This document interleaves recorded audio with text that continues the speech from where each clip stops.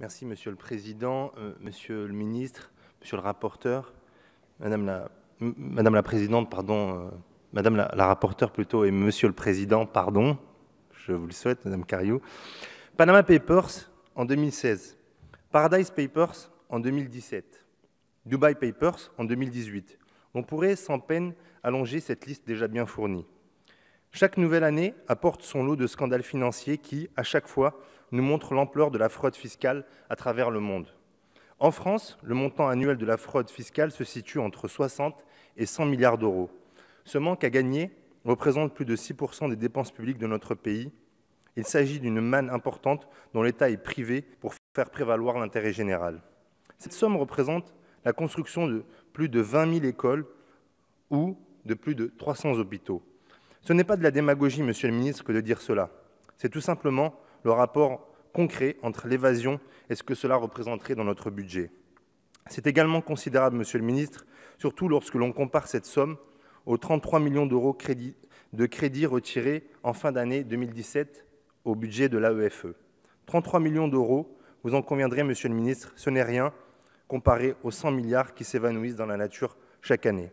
Par conséquent, lutter contre la fraude fiscale constitue un impératif non seulement économique et social, mais encore un impératif politique. Au nom de quoi certains pourraient-ils se soustraire à leurs obligations envers la nation et finalement envers la République elle-même? La fraude heurte des principes essentiels de notre droit, comme le principe d'égalité et plus spécialement l'égalité de tous devant la charge publique. Elle grève les recettes publiques nécessaires à la solidarité nationale et au financement des services publics. Au surplus, elle fausse la concurrence loyale entre les acteurs économiques. Elle est facteur d'injustice et d'inefficacité. Voilà pourquoi la lutte contre la fraude doit devenir aujourd'hui plus que jamais l'une des principales priorités des pouvoirs publics. Par le passé, de nombreuses initiatives ont été prises, comme la loi du 6 décembre 2013 sur la lutte contre la fraude fiscale et la grande loi contre la délinquance économique et financière. La loi Sapin 2 du 9 décembre 2016 comporte quant à elle un important volet relatif à la fraude.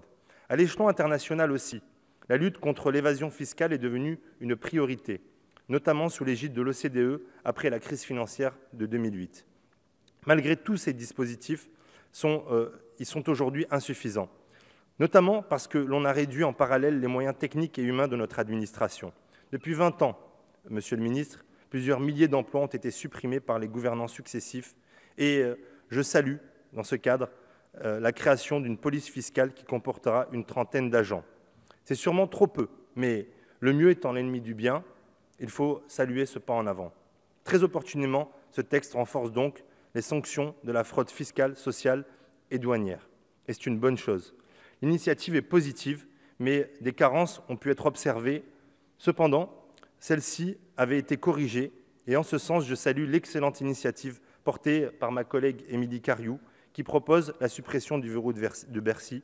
C'est une bonne chose, tant ce verrou donnait l'impression d'une justice à deux vitesses. Autre défaut, l'article 11 de ce projet de loi prévoit d'intégrer la liste des paradis fiscaux de l'Union européenne à la liste française. Alors que certains pays, comme la Tunisie, retirés depuis, y figuraient injustement, d'autres pays, notamment membres de l'Union européenne et réputés pour leur complaisance avec la fraude fiscale, n'y figurent toujours pas. Bref, il y a du positif et du négatif dans ce texte. J'espère que nos travaux ensemble permettront d'améliorer tout ce qui peut l'être et que, rêvons un peu, nous aboutissions à une unanimité sur tous les bancs. Merci, Monsieur le Ministre.